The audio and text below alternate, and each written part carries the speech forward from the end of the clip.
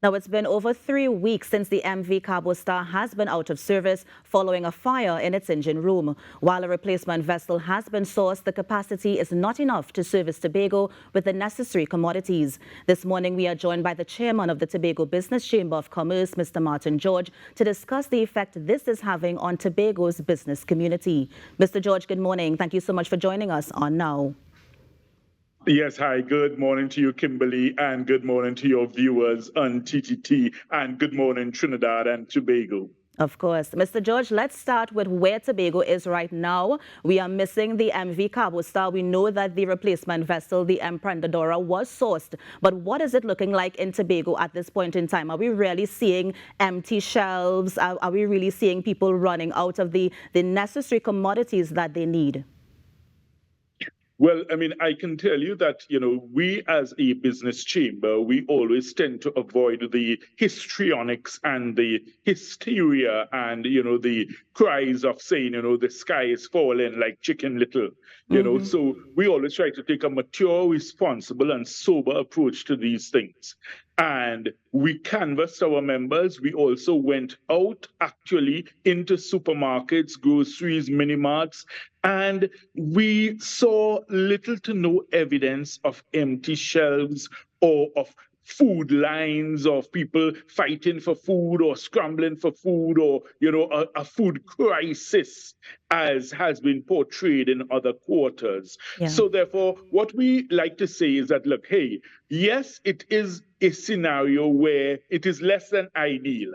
And yes, some of the supermarkets may not be getting as much of their stock as they would normally get, because the Port Authority tried to facilitate by allowing smaller trucks onto the fast ferries, by allowing more of them to come on, so that you could carry up foodstuffs and food items. So we're saying that, look, I can understand for the construction sector, if you're talking about, large trucks and, large pallets of cement and, the large bags of sand and gravel, or, the big long I-beams, or, you have a long, pallet of steel or whatever that you are carrying up, then of course those things are affected, because those can only go on the cargo boat. But in terms of the food crisis that was, spoken about, we are yet to see evidence of a real crisis in that regard. Yeah. And, interestingly, Kimberly, it opens another question and another equation, because if you are saying that for a few days your cargo vessel is down, then how is it that Tobago is facing a food crisis? What food is Tobago producing on its own? And I mean, I think this is a bigger question that we ought to explore, and maybe use this as an opportunity for some introspection and self-reflection, because, years ago, Tobago used to actually be the food basket. Tobago used to supply Trinidad with food, used to supply up the islands with food. Tobago used to export food. There were lots of plantations and, lots of crops growing, so we need to ask ourselves what has happened there, and what plans can we see from the THA in that regard to revive, or maybe to jumpstart the agricultural sector in Tobago, because Tobago has Mr. George, lots before of we get to Mr. George, lands. yes, no, but now, before we get to these solutions, there's a very, very important point that you raised there, because you're saying while we may not see that sort of negative effect on the food, we may be seeing it with, people who want the construction materials. So we're looking at the cement, we're looking at that sort of thing. But what I'm also hearing, and please confirm this, are we seeing increase in prices because there is more supply? Well, there's more demand rather than supply. The thing is, we have not seen any evidence of price gouging. Yeah. And I think that certainly the public would be very alert, if it is that they saw prices suddenly going up because of this, temporary situation. Yeah. But thankfully, I don't think we have had any reports of price gouging as a result. And if that's the case, then I would urge the merchants to keep it that way and not seek to capitalize unfairly on this scenario. Yeah. So with the replacement vessel that has been put, into use, of course, that has helped to alleviate the situation. But we need to think also of a permanent second cargo boat. And I call upon Minister Rohan Sinanan to put that on the agenda. In other words, you must consider that this one cargo boat that is working, running up and down breathless day and night, at some point it is going to break down. At some point it is going to get tired. At some point it is going to call for parts and servicing and dry docking and all these things. So, basic common sense and planning would tell you that you ought to have a backup or a secondary vessel, and maybe have that secondary vessel, sharing the workload on a regular basis. So therefore, there's less wear and tear on each of the vessels. So therefore, they can now probably go longer times without having to go on dry dock, and therefore you get a more reliable service. So therefore, when one goes on dry dock, the other one is still there working. Yeah. So, it is something that has to be considered, especially if you want to try to develop Tobago's infrastructure, because that's where you will need the heavy equipment, the machinery, the major hardware items, as you say, the pallets of cement and, the loads of steel and all of that. So therefore, you definitely need to have that second cargo vessel as a priority item that the minister ought to consider. The minister did call, fairness to Minister Rohan Sinanan, he did call and he asked for our chamber to meet with him. He wants to come up to Tobago, I think, during the course of this week. Right. He proposed Friday. So we are hoping to have that meeting. And I think the other chamber is supposed to be there also. So, of course, we'll get a chance to air our views and, canvass ideas with him. Yeah. I also spoke to Minister Sinanan as well, and he's saying even though the MV Cabo Star gets back in operation, there are some certificates and that kind of thing is going to have to pass before it really is operationalized and is able to make that inter-island transportation move. But also, too, on that point as well, I mean, are we seeing the removal of the MV Cabo Star from the inter-island service? Are we seeing that affecting other areas? Because if we consider it, we're coming into October, we're looking at the food festival, we're looking at Tobago Carnival that's also happening. So if we don't get that MV Cabo Star back up and running, is it going to affect other arms of the operations of the island? Well, it certainly will if you don't have somewhere the slack being taken up, So as I said, this secondary cargo vessel, of course, is trying, but of course it doesn't have the capacity of the Cabo Star.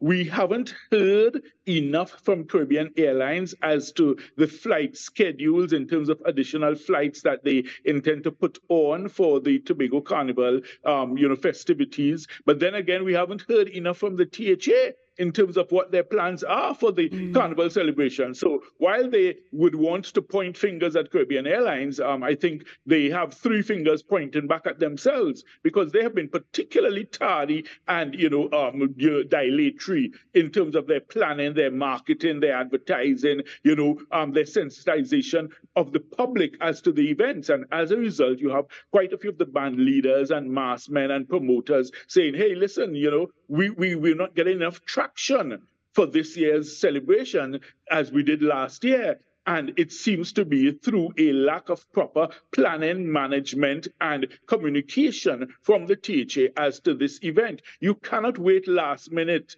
and want to plan these things, particularly if you're thinking of overseas visitors. Most of these people have to apply in advance for vacation time or for time off from their jobs. It's not like in Trinidad where you say, well, look, I hitting them a sick day. It doesn't work like that. And I just taken a trip across to Tobago. It's different. Thank you. Yes, it's different. It's raining, so I'm not going to work today. It doesn't work like that. But Mr. George, forgive me for interrupting you, Mr. George, but just to... Whatever. Yes.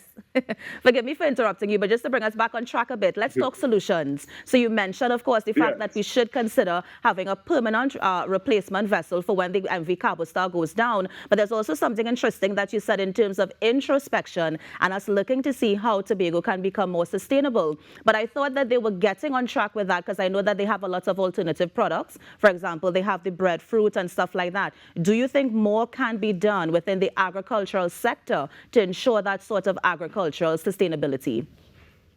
There's a whole lot more that needs to be done, because the thing is, what you have is just really niche areas where you have, maybe one micro entrepreneur with a little product. And of course, it's a novel, so therefore it may attract attention. But in terms of, widespread sustainability, no, there are no major plans that we have seen, from the THA in terms of the agricultural sector. There's been lots of talk, as occurs in Trinidad too, with the agricultural sector. But in terms of actual implementation, that's where things appear to have fallen short. And we have suggested, for instance, as we talk in solutions, Kimberly, we have suggested that, for instance, the European CPEP workers, instead of them, coming out at 4:30 and finishing work by 6 o'clock. Let them work a full 8 hours, and you can say, okay, after you finished on the roadside, whatever, then we go to a farm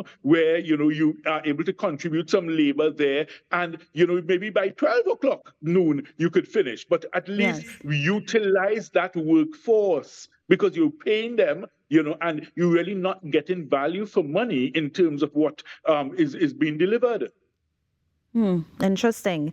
And I mean, have you seen the vessel, Mr. George? Because at this point in time, do you think that vessel, along with the other ones that bring up these smaller commodities, is enough to carry us through, let's say, if the MV Cabo Star is down for another 3-4 weeks? Well, I mean, I think everybody has agreed that this vessel doesn't have the capacity of the Cabo Star. So then clearly it's not adequate, but at least it's a start. And, we have to see how we can supplement that. That's why I mentioned Caribbean Airlines, because some persons who may just be simply traveling between Trinidad and Tobago may choose the option of a flight if they can get a flight. But if they can't, then they may have to take the boat. So that's why we need to have these systems dovetailed, and we need to understand that this is an essential service that is being offered between the islands. It's not a favor. It's almost as if you were to cut off, South Trinidad from North Trinidad and say, well, look, you all can't get access. That it's as essential as that. So that's why we keep harping on this point to say that this must be fixed. It must be resolved. Yeah. And I know in that upcoming meeting, Mr. George, are there any solutions you would not have mentioned this morning that you want to share? Any proposals you'll be putting forward to the Minister of Works when the Chamber meets with him this week? Well, certainly, we want to propose that there be the increase in the number of flights between Trinidad and Tobago. If you recall, I mean, years ago, we used to have flights running up until midnight. We want to suggest that we go back to that, because let me tell you, there are lots of persons who, say, for instance, on an evening after work, they may be able to go home, change, shower, dress, and come up to the airport and say, hey, look, let me head to Tobago overnight, but you need a late flight. You can't have flights stopping at 8:30. That's absolutely ridiculous. You have Caribbean Airlines itself coming in from Miami, from New York, from wherever, bringing in people who have connecting flights to Tobago. They are landing there after 8:30. How are they supposed to get to Tobago? They now have to go and find a hotel to overnight and then try to hustle back to the airport for the first flight the next morning. It's absurd. You need to have later flights running to Tobago. So that's one of the things we definitely want to raise with him. Yeah. Well, Mr. George, let me thank you so much for joining us this morning. Always a pleasure to have you on the show. I know that Mr. Sinanan will also be putting out a statement on the MV Cabo Star as well. So we look forward to that and, of course, the Chamber's response. So thank you so much for joining us this morning. Indeed, Kimberly, it's a pleasure, and the very best to you and your team at TTT. Of course. Have a good one. And that was Chairman of the Tobago Business Chamber of Commerce, Mr. Martin George, just giving us an update on what the island looks like with the replacement vessel that was sourced, of course, to take stuff from Trinidad to Tobago and vice versa. You're on the Now Morning Show. We're going to take a break and be right back. Stay with us.